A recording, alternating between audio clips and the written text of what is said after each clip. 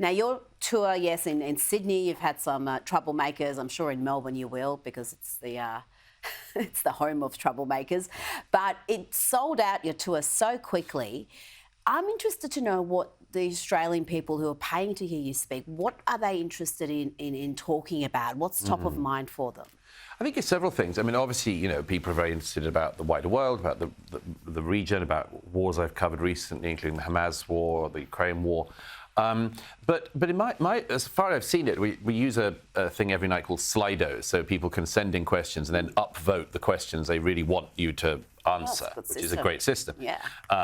And I've noticed that, there are very, very similar concerns to other countries I've been to recently, and also specific ones to do with Australia. Of course, you had the referendum last year, and the referendum and issues related to it seem to be a sort of bubbling under the surface thing in this country, it seems to me, because there is this, and I've said this a couple of times to audiences here, that the vision of Australians that I grew up with and you grew up with has changed slightly in our own lifetime. In fact, you might say changed quite a lot.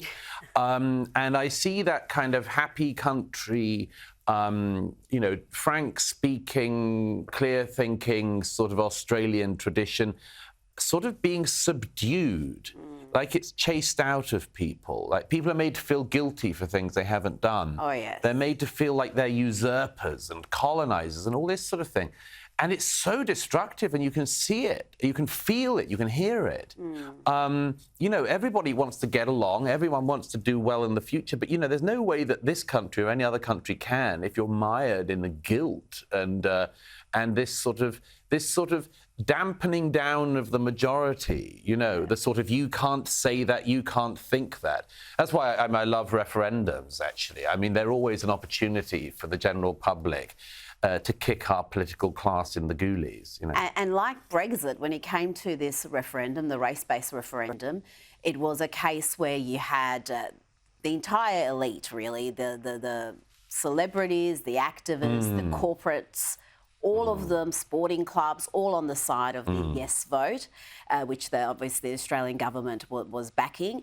And then the no vote wins in every single state. Yes. And that tells you plenty, even in left-leaning states like here in Victoria. But I think we do have this unique problem in Australia, and I think it's particularly bad here, more so than the US and the UK, where there is this self-loathing. We can't even celebrate our national day, Australia Day, without being accused of supporting genocide and white supremacy, and it's an invasion and it's a harmful day. You don't even have that in the UK or the US, where UK, they still revere their traditions. US, there's a great deal of patriotism across much of the country.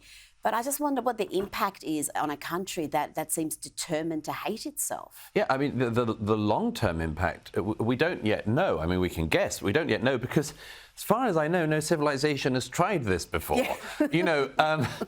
Most people sort of want to exist, want to thrive, and most people are proud of what has gone well in their country. Every country's had things that they're not proud of. Of course. But the question isn't that, and isn't lingering all the time on that. The question is, what have we done well? You saw this in Don Lemon's interview with Elon Musk last week, where Elon Musk just said, if we keep talking about the slave trade in America, we're never going to get past it. And Don Lemon seems sort of thrown by that, as he is by any original thought. But he seemed genuinely thrown by that. But it's absolutely true. The question isn't whether or not you've acknowledged any mistakes in your past. The point is, are we able to get past them?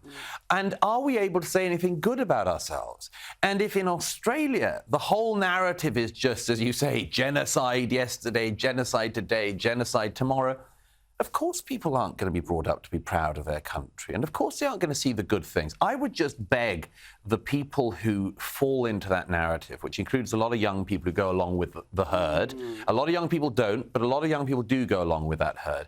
I would beg them just to go somewhere else in the world, just for a week, and see the comparative rights that you have in any other country in this region and the rights you have here, the traditions in any other region, the traditions you have here, what's gone well in other parts of the region and what's gone well here. And, to revive something I've said to you before in other contexts, there's a reason that the boats come to Australia and they do not leave from Australia to other places. There is a reason. And if the people who do this, there's nothing good about Australia, we're all genocidists and murderers and so on, which is absolutely preposterous. And nobody's guilty of things they didn't do. But if those people could just reflect for a moment, why is it that if this country is as bad as these people and the corporations and all these pop stars and so on, if it's as bad as they say, why are people not fleeing Melbourne today? Why is this city booming? Why are people not fleeing here for the sanctuary of communist China? There must be something we've done well. There must be something you've done well in Australia. I think there's a lot you've done well. The only place Victorians are fleeing is Queensland, to be much further than Dan. But this notion of we're on stolen land, that seems to be preposterous. A grievance, and always was, always will be Aboriginal land. You've flown around the country. I'm sure you've heard as soon as a plane lands, this acknowledgement of country. Yes. There's almost this notion that we are on interlopers on someone else's land, and we're not as entitled to feel that it's as much ours as it is theirs. Which means you have a population where the majority feels less than. Now, I mean, if you had a minority population, say 3% of the population, that was repeatedly made to feel less than the rest, I think we would say, look, that's ridiculous. That 3% of the population should be encouraged, should be made to feel welcome, should be made to feel at home. We don't hold them back, anything else. It would be madness to hold back 3% of your population. When you're dealing with the majority of your population being made to feel less than, I mean, as I say, that's an experiment no one has really tried before. No. People have tried to oppress minorities, but trying to oppress and beleaguer and demoralise the majority in a country, I mean, that's lunacy. It is, and that's what really the referendum was about. Yeah. It wasn't about equal rights. It was about giving a particular minority additional rights. Yeah. And that's where people said no. Yeah, we're either equal or we're not. That's it. Absolutely. Now, you've been warning us about some of these issues for years now in your books, what's happening in the West, the threats against Western civilization. What do you see right now in 2024 as the biggest threat facing the West? I think it's that one. I think it's within, Rita. I really do. I think it's the threat within of us delegitimising ourselves. It's the threat in America of people being, I've said this a bit to audiences this week. If you look at the polls that came out when Ukraine was invaded in America, asking Americans whether or not they would fight for their country if it was invaded, only just a majority of Americans said they would. A minority of Democrats, a slight majority of Republicans.